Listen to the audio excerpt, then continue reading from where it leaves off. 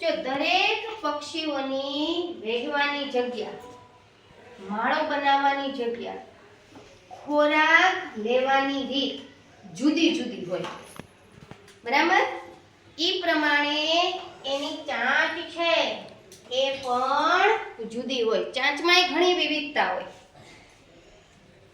એટલે પક્ષીઓ ખોરાકને પકડવા કે માળો બનાવવા માટેનું એક અગત્યનું અંગ એટલે પક્ષીઓની ચાંચ. પક્ષીઓ છે ઈ ખોરાકને પકડે છે, બરાબર? એના ખોરાકને પકડે, ખેંચે. ખોરાક ઉપરની પોતાની પકડ છે એ મજબૂત બનાવવા માટે, ખોરાકને ચીરવા માટે, ખોરાકને કાપવા માટે પોતાની ચાંચનો ઉપયોગ કરે. શેનો ઉપયોગ કરે? ચાંચનો ઉપયોગ. ખોરાક માટે તો પક્ષી છે એ પોતાની ચાંચનો ઉપયોગ કરે જ છે, પણ ખોરાક સિવાય ઘણી વખત પોતાના દુશ્મનથી બચવા માટે પણ પક્ષીઓ છે એ પોતાની ચાંચનો ઉપયોગ કરે. દુશ્મનો પર હુમલો કરવા માટે પક્ષી છે એ પોતાની ચાંચ વાપરે છે. આ બધી વસ્તુ આપણે ડિટેલમાં જોવાની. ઈ સિવાય પક્ષીઓ પોતાની ચાંચનો ઉપયોગ માળો બનાવવા માટે પણ કરે છે. આપણી નિશાળમાં ચકલી છે એ ઘણી જગ્યાએ રૂમની અંદર, ઓસરીમાં, બરાબર, મૂકે છે ને, માળા બનાવે છે. જોયા છે ને આપણે બધાએ? એક માળો પક્ષીઓ છે, બરાબર, એ ચાંચનો ઉપયોગ માળો બનાવવા માટે કરે છે. આપણી નિશાળમાં ચકલી છે અને રૂમમાં પણ, ખબર છે ને, આપણા ક્લાસમાં પણ માળો બનાવે. ફટફટ જાય, દોડી જાય, આવે, તણકલો લઈને ફરી પાછું મૂકે, જાય, આવે, જાય, આવે. કેટલી વખત આપણે જોઈએ. એક માળો મારી પાસે છે, પેલા બતાવો. પક્ષીનો માળો છે, ચકલીનો માળો છે ને? તો પક્ષીઓ છે એ ઘાસ, તણખલા, તાતણા, રૂ, ચીથરા, કપડાના કટકા, આવી બધી વસ્તુઓ ભેગી કરી અને પોતાનો માળો બનાવે છે. આપણે જોયું કે દરેક પક્ષીઓની માળા બનાવવાની રીત જુદી જુદી હોય, બરાબર? અને માળામાં પોતે વસ્તુઓ ભેગી કરે છે. અમુક અમુક સામગ્રીનો ઉપયોગ કરે, ઘણા બધી સામગ્રીનો ઉપયોગ કરે. તો માળો છે એ પણ સોફ્ટ અને સુંદર ઘણા પક્ષીઓનો હોય. કેટલો મોટો જો ચકલીએ માળો બનાવ્યો, કેટલો મોટો! તો આ માળો બનાવવા માટે ચકલી છે અથવા પક્ષીઓ છે ઈ શેનો ઉપયોગ કરે? પોતાની ચાંચનો. બનાવે છે ને? આ આપણી જ નિશાળમાં ચકલીનો માળો, જે ચકલી છે, બરાબર, ઈ ઉડી ગઈ. હવે પક્ષીઓ માળો શા માટે બનાવે છે? પક્ષીઓ ઈંડા મૂકવા, ઈંડા સેવવા, બચ્ચાને મોટા કરવા, બચ્ચાને સેવવા, ઈંડા સેવવા માટે, બચ્ચાને મોટા કરવા માટે. વરસાદ આવે કે પોતાના બચ્ચાને ભીના ન થાય, બચાવવા માટે, બરાબર, માળો બનાવે છે. અને જ્યારે પક્ષીઓ ઉડતા શીખી જાય એટલે પક્ષીઓ છે એ પોતાનો માળો છોડી, પક્ષી અને બચ્ચા પોતાનો માળો છોડી અને ઉડી જાય, બરાબર? એ આપણી જેમ આજીવન એકના એક ઘરમાં રહેતા નથી. ફરી પાછો તે માળો બનાવે, બરાબર, ઈંડા મૂકે, ઈંડા સેવે, બચ્ચાને મોટા કરે. આ રીતે એનો જીવનકાળ છે, જીવન ચક્ર ચાલ્યા. આ કયા પક્ષીનો માળો છે? સુગરીનો માળો છે ને? જો કેવી સરસ એની ગૂંથણી છે, જો કેટલી સુંદર છે ને? પક્ષીઓમાં સૌથી સુંદર માળો બનાવતું પક્ષી એટલે શું? જો આવો માળો જોયો છે તમે? કઈ જગ્યાએ જોયો છે? કૂવામાં લટકતો હોય ને? હે ઝાડની ડાળીએ, હા ઝાડે ઊંચે.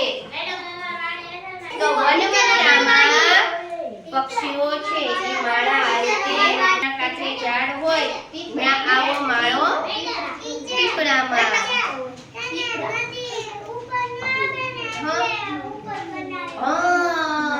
નદીનું પાણી એને ન અડે ને એ પક્ષીઓ ઊંચે માળો બનાવે. સરસ.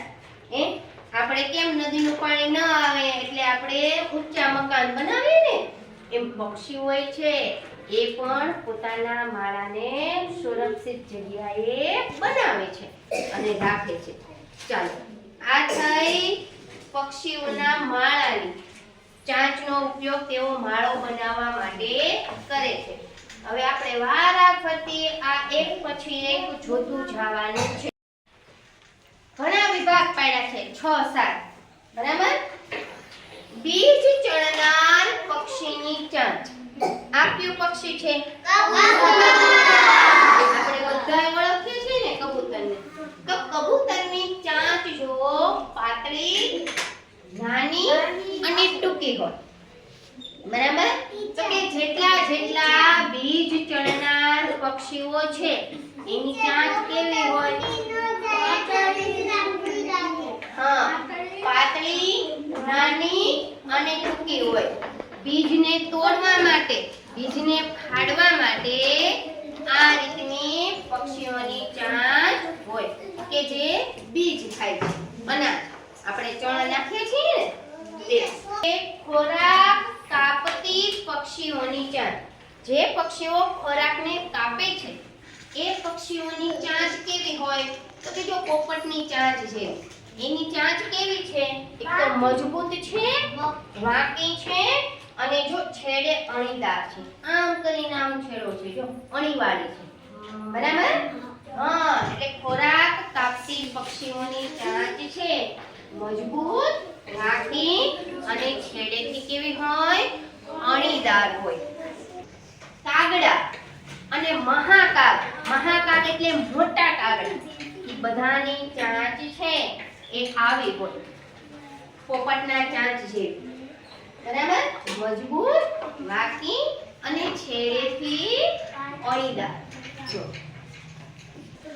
ત્રીજા નંબરની તો કે કીટક ભક્ષી પક્ષીની ચાંચ.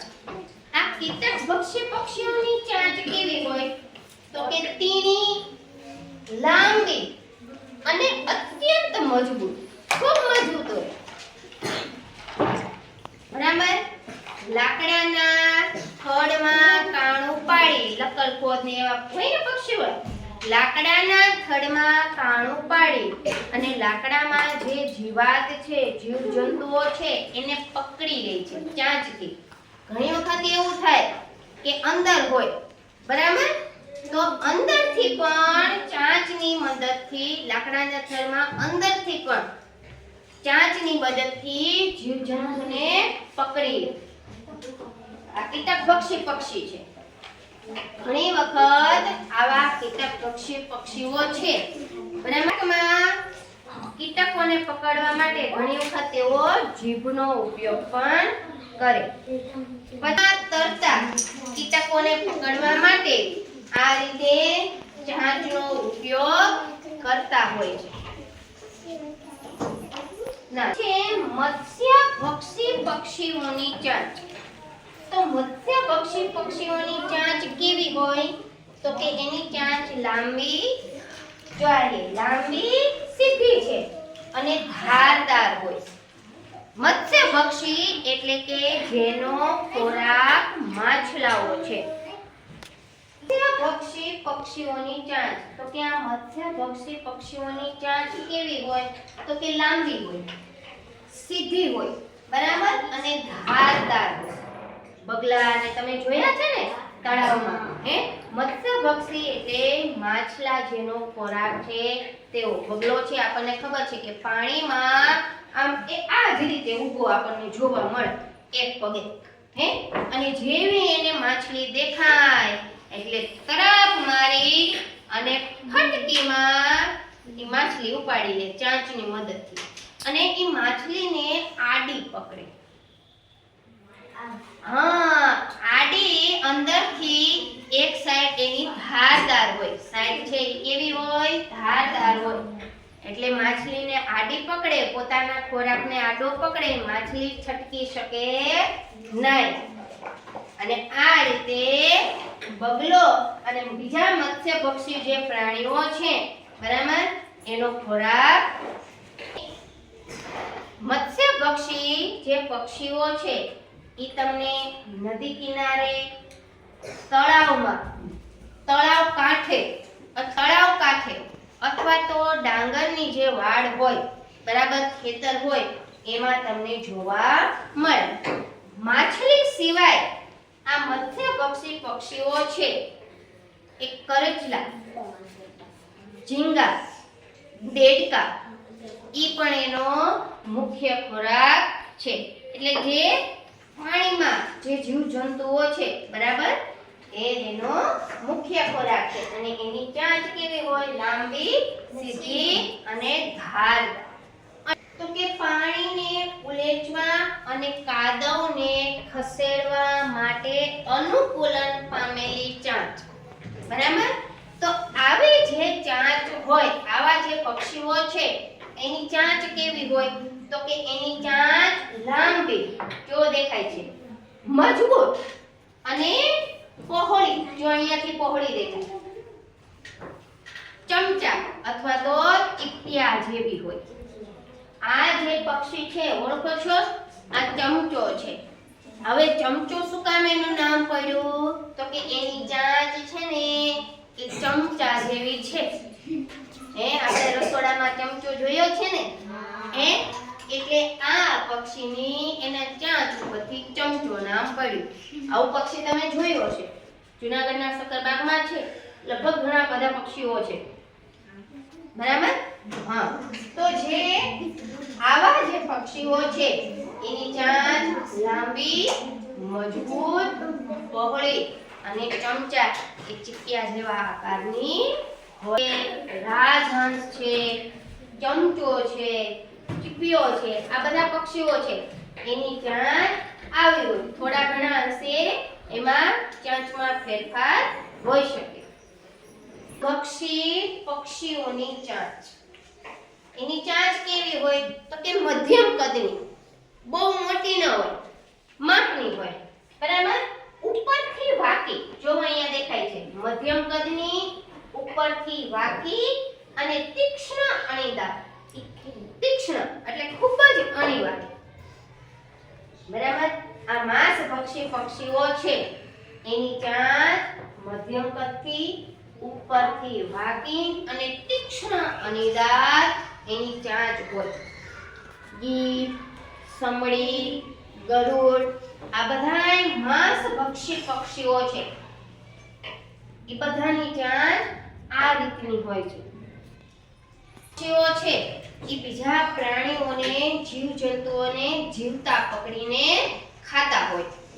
ચાંચ છે એ ઝડપથી હલનચલન કરે. ઉપરની જે ચાંચ હોય ને એ ઝડપથી હલનચલન કરે, મજબૂત હોય બરાબર છે. પક્ષીઓ છે એ મરેલા ઢોર, મરેલા પ્રાણીઓ છે એ એનો મુખ્ય ખોરાક છે. એટલે આપણે એને સફાઈ કામદાર પણ કહીએ. આ ગીધ છે એવા જે પક્ષીઓ છે એને આપણે શું કહીએ? સફાઈ કામદાર કહીએ. અને ઈ માણસને ખૂબ જ ઉપયોગી છે. જે ગંદકી છે બરાબર એ ગીધ છે એ સાફ કરી નાખે છે. ગંદકી સાફ કરી નાખે એટલે રોગચાળો ન ફેલાય. એટલે માણસ છે બરાબર એનું સ્વાસ્થ્ય સારું રહે ને. સોરી, પક્ષીઓ છે એને શું કહેવાય? સફાઈ કામદાર. કાગડો છે એ પણ સફાઈ કામદાર કહેવાય. હા, એ મિશ્રાહારી પક્ષી છે, બધો ખોરાક ખાય. સફાઈ કામદાર કહે ને એ મરેલા જે ઢોર છે, પક્ષીઓ છે, જે પ્રાણીઓ છે એને ખાય છે. એટલે એ આપણા માટે ખૂબ જ અગત્યના છે, મહત્વના છે. ફૂલોનો રસ ચૂસક પક્ષીઓની ચાંચ, એટલે કે જે પક્ષીઓ ફૂલોનો રસ ચૂસે છે એનો ખોરાક છે ફૂલોનો રસ. એવા પક્ષીઓ છે એની ચાંચ કેવી હોય તો કે લાંબી અને નળિયાકાર. આ રીતની હોય, લાંબી હોય અને નળિયાકાર હોય. બરાબર. ફૂલોની અંદર પોતાની ચાંચ ડુબાડે અને ફૂલમાંથી રસ ચૂસે, એનો ખોરાક છે. ફૂલની પાસે આવા જે પક્ષીઓ છે એ ફૂલની પાસે આમ ઉપર ઉપર ઉડ્ડયન કરે એટલે ઉડ્યા રાખે. બરાબર. હા, ફૂલની આસપાસ ઉડ્યા રાખે. આપણે એવા ઘણા પક્ષીઓ જોયા હોય. બરાબર. અને એક જગ્યાએ સ્થિર થાય અને પછી પોતાની ચાંચને ફૂલની અંદર ડુબાડે અને ફૂલનો રસ ચૂસે.